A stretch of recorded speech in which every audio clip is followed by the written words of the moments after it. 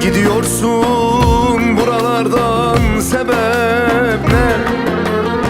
Sitemin bana mı desem ne Leyla? Sen gidersen benim burada işim ne? Ancak bizi ölüm ayırır Leyla. Sen gidersen benim burada işim ne? Ancak bizi ölüm ayırır Leyla. Yollarına barikatlar kurarım, gittiğin yerleri yakıp yıkarım. Kimi seni benden alan mıhlarım, ancak bizi ölüm ayırır Leyla. Kimi seni benden alan mıhlarım, ay ay ay, ancak bizi ölüm ayırır Leyla.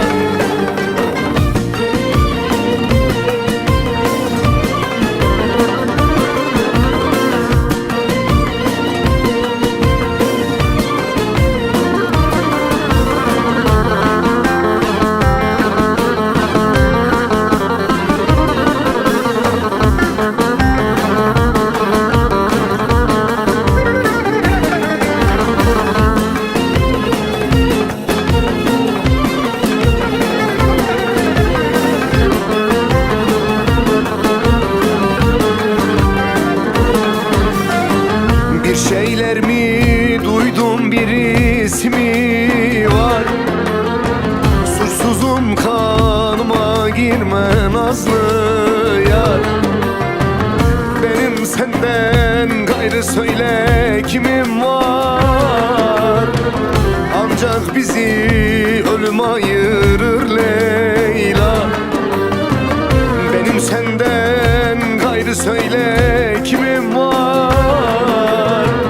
Ancak bizi ölüm ayırır Leyla. Yollarına barikatlar kurarım, gittiğin yerleri yakıp yıkarım.